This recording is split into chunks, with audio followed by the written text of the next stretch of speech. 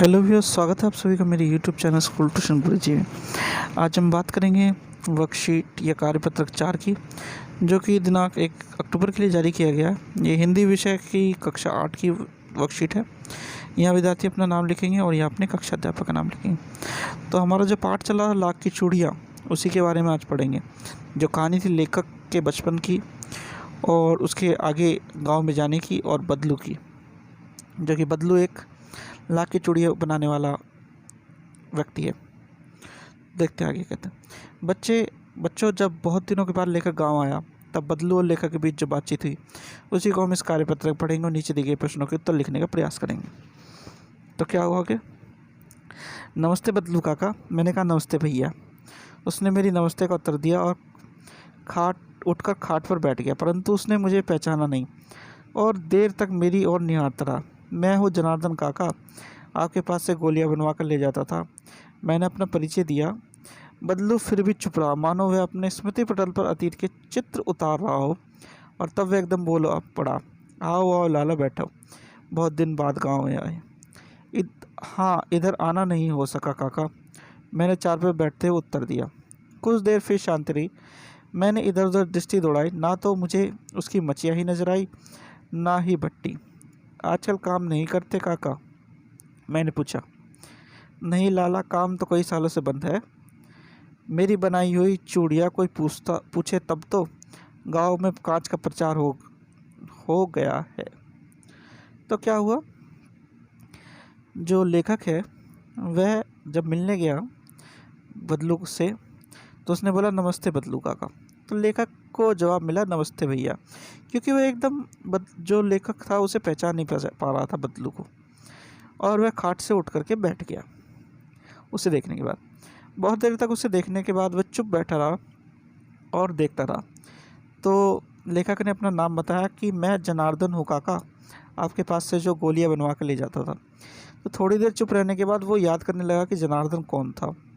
तो जब उसे याद आया तो उसने बताया कि बोला कि आओ लाला, बैठो, क्योंकि वो लाला कहता था उसे बचपन में भी ना। तो जब लेखक ने देखा इधर उधर कि वह अब काम नहीं कर रहा है और उसकी भट्टी भी नहीं लगी हुई है, तो उसने पूछा लेखक ने कि अब क्या आपने चूड़ियाँ बनानी बंद कर दी हैं। तो लेखक ने बोला कि हाँ, कि गांव में कांच का प्रचार हो गया, मशीनी युग है, इस वजह से मैं आजकल चूड़ियाँ नहीं बना रहा हूँ। तो आगे देखते हैं क्या कहता है वो।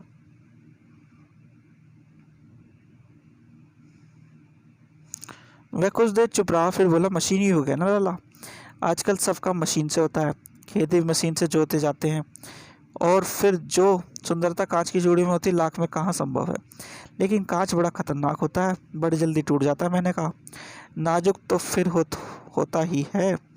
लाला कहते कहते उसकी खांसी आ गई और वह देर तक खांसता रहा। मुझे लगा उसे दमा है। अवस्था के साथ उसका सिर ढल चुका था, उसके हाथों और माथे पर नसें उभर आई थी। जाने कैसे उसने मेरी शंका भांप ली और बोला दमा नहीं है मुझे, फसली खांसी है, यही महीने 2 महीने से आ रही है और 10-15 दिन में ठीक हो जाएगी। मैं चुप रहा। मुझे लगा उसके अंदर कोई बहुत बड़ी व्यथा थी, छिपी है। मैं देर तक सोचता रहा कि इस मशीन युग में कितने हाथ काट दिए। तो क्या हुआ कि उसने क्या बोला बदलू ने कि मशीनी युग में जो चूड़ियाँ बन रही हैं वो कांच की बन रही हैं और अपने आप बनाई जा रही हैं, जिस वजह से बहुत अच्छी बनती है, और ऐसी चूड़ियाँ ला के बनाना संभव नहीं है। तो जब लेखक ने सुना तो लेखक ने बोला कि कांच की चूड़ियाँ बहुत खतरनाक होती हैं और जल्दी टूट जाती हैं। तो बदलू ने कहा कि हाँ, नाजुक तो होती ही हैं। तो फिर उसने क्या कहा कि हाँ, ये बात सही है। तो कुछ देर बाद उसे खांसी आने लगी। तो खांसी जब देखी तो लेखक को लगा कि उसे दमा तो नहीं है, और वह बीमार सा भी लग रहा था, काफ़ी बूढ़ा हो चुका था ना, क्योंकि तो उसकी अवस्था कैसी थी, उसका शरीर ढील चुका था और उसके हाथों और माथे की नसें उभर आई थी। तो तब उसने क्या कहा बदलू ने कि इसे फसली खांसी है, एक खांसी है एक तरह से, जो कुछ दिनों में ठीक हो जाएगी। फिर आगे देखते क्या हुआ। कुछ देर फिर शांति रही, जो मुझे अच्छी नहीं लगी। आम की फसल अब कैसी है काका। कुछ देर पश्चात मैंने बात का विषय बदलते हुए पूछा। अच्छी है लाला, बहुत अच्छी, उसने लहरा कर उत्तर दिया और अंदर अपनी बेटी को आवाज़ दी। अरे रज्जो, लाला के लिए आम तो ले आ। फिर मेरी ओर मुखातिब होकर बोला, माफ़ करना लाला, तुम्हें आम खाना भूल गया था, खिलाना भूल गया था। नहीं नहीं काका, आम तो इस साल बहुत खाए हैं। वाह वाह, बिना आम खिलाए कैसे जाने दूंगा। मैं चुप हो गया। मुझे वह दिन हो आए जब वह मेरे लिए मलाई बचा कर रखता था। गाय तो अच्छी है ना काका, मैंने पूछा। गाय कहाँ है लाला, 2 साल हुए बेच दी। कहाँ से खिलाता। इतने में तज्जो उसकी बेटी अंदर से डलिया में ढेर से आम ले आई। वह ये तो बहुत है काका, इतने कहाँ खा पाऊँगा। मैंने कहा वाह वाह। वह हंस पड़ा। शहरी ठहरे ना, मैं तुम्हारी उम्र में था तो इससे चौगने आम एक बखत में खा जाता था। तो क्या हुआ, फिर आगे बातचीत बढ़ाते हुए उसने क्या कोशिश की कि फसल के बारे में पूछूं इससे अच्छा। तो उसने पूछा कि आम की फसल कैसी हुई इस बार, क्योंकि लेखक याद है आप लोगों को, लेखक आम बहुत अच्छे लगते थे और आम बदलू उसके लिए मलाई और आम खाने के लिए रखता था। तो जब उसने ये पूछा तो लेखक ने बोला कि हाँ हाँ, मैं भूल गया था कि आम खिलाने आपको, और मैं उसने अपनी बेटी से आम मंगवाए। तो जब उसने आम मंगवाए तो लेखक कहने लगा कि नहीं नहीं, ऐसे तो नहीं खाऊंगा मैं, क्योंकि वो बहुत सारे आम लेकर के आ गई थी। लेकिन बदलू ने क्या बोला कि जब मैं तुम्हारी उम्र का था तो इससे 4 गुना ज़्यादा आम खा लेता था। तुम शहरी हो ना, इसलिए तुम इतने आम नहीं खा पाओगे। फिर आगे क्या हुआ, आप लोगों की बात और है, मैंने उत्तर दिया। अच्छा बेटी, लाला को 4-5 आम छाट कर दो, सिंदूरी वाले देना। देखो लाला कैसे हैं, इसी साल ये पेड़ तैयार हुआ है। रज्जो ने 4-5 आम अंजुली में लेकर मेरी ओर बढ़ा दिए। आम लेने के लिए मैंने हाथ बढ़ाया तो मेरी निगाह एक क्षण के लिए उसके हाथों पर ठिठक गई। गोरी कलाइयों पर लाख की चूड़ियाँ बहुत ही फब रही थी। बदलू ने मेरी दृष्टि देख ली और बोल पड़ा, यही आखिरी जोड़ा था, जमींदार साहब की बेटी के लिए विवाह पर बनाया था। 10 आने पैसे मुझको दे रहे थे, मैंने जोड़ा नहीं दिया। कहा शहर से ले आओ। मैंने आम ले लिया और खाकर थोड़ी देर पश्चात चला गया। मुझे प्रसन्नता हुई कि बदलू ने हार कर भी हार नहीं मानी। उसके व्यक्तित्व कांच की चूड़ियों की जैसा ना था, आसानी से टूट जाता। तो क्या हुआ, तो लेखक ने बोला कि कोई बात नहीं, लेकिन मैं इतने आम नहीं खा पाऊँगा। तो फिर बदलू ने क्या बोला, बदलू ने अपनी बेटी रज्जो को बोला कि इसमें से अच्छे अच्छे आम कुछ छाट करके तुम लाला को दे दो, यानी उस लेखक को दे दो। तब लेखक को जब वो देने लगी तो उसे उसके हाथ में लाख की चूड़ियाँ नजर आई। तो जब वह देखी उसने, तो बदलू बोला कि जमींदार साहब की बेटी के लिए विवाह के लिए बनाई थी और वह 10 आने देकर मुझे ये लेना चाह रहे थे। तो मैंने मना कर दिया और कहा कि आप शहर से ले आओ। तो लेखक कुछ समय पश्चात बातचीत करके वहाँ से चला गया और वह प्रसन्न हुआ कि बदलू ने हार नहीं मानी। हार कैसे नहीं मानी कि वह अपने कार्य में लगा हुआ है, ना कि कांच की चूड़ियों की तरह बिखर करके परेशान हो गया।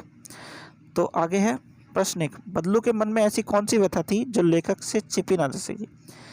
तो याद हो आपको कि बदलू को कांच की चूड़ियाँ बिल्कुल पसंद नहीं थी। तो यही व्यथा थी बदलू के मन में कि उसे कांच की चूड़ियाँ किसी औरत के हाथ में पसंद नहीं थी, और फिर भी आज इस मशीनी युग में उसे ये देखना पड़ रहा है कि उसके सामने जो औरतें हैं उनमें के हाथों में कांच की चूड़ियाँ हैं, ना कि लाख की। प्रश्न नंबर 2 है, मशीनी युग से बदलू के जीवन में क्या क्या बदलाव है। मशीनी युग के आने से जीवन में उसके ये बदलाव आया कि एक तो उस लाख की चूड़ियों की मांग कम हो गई, दूसरा जो खेती पहले हाथ से जोतता था या जानवरों के साथ जोतता था, अब मशीनों द्वारा जोते जा रहे हैं, और उसकी जो लाख की चूड़ियाँ बनाने की एक तरह से जगह थी वो बिल्कुल बंद सी हो गई, भट्टी जो थी वो बंद हो गई। फिर है प्रश्न नंबर 3, मशीनों के आने से हमारे जीवन में क्या बदलाव है। मशीनों से होने वाले 2 हानि और 2 लाभ के बारे में लिखिए। तो मैं इसका हिंट देता हूँ, वैसे आप ये अपने आप समझ के लिखिएगा। मशीनों से आने से हमारा जीवन पहले के मुकाबले आरामदायक बन गया है। तो 2 लाभ पहले बता देते हैं। 2 लाभ ये है, हम मशीनों के द्वारा आसानी से अपने जीवन को और आरामदायक बना सकते हैं। दूसरी चीज़, मशीनों के द्वारा हमारे जीवन शैली में बदलाव आया। ठीक है। हानियाँ ये है, सबसे पहली हानि कि हम प्रकृति से काफ़ी दूर हो चुके हैं, और दूसरी चीज़, जो पुरानी चीज़ें हैं हम उसे धीरे धीरे, जो हमारे स्वास्थ्य के लिए भी और हमारी प्रकृति के लिए भी लाभदायक है, वो हम छोड़ते जा रहे हैं। तो ये तो मैंने हिंट दिया आपको एक तरह से आंसर का, ये आप आंसर खुद लिखिएगा। फिर है प्रश्न नंबर 4, बदलू ने हार कर भी हार नहीं मानी, ये लेखक को कैसे पता चला? उससे ऐसे पता चला कि वह खुश होकर के अब जो है चूड़ियाँ ना बनाकर अब खेती कर रहा है, आम की खेती। तो इसलिए लेखक ने माना कि बदलू ने हार कर भी हार नहीं मानी है। ठीक है बच्चों, तो ये तो आपकी वर्कशीट होगी कंप्लीट और वीडियो भी। आशा करता हूँ आपको वीडियो अच्छी लगी होगी। अगर वीडियो अच्छी लगी हो तो चैनल को सब्सक्राइब करें, वीडियो को लाइक करें, शेयर करें। Thank you.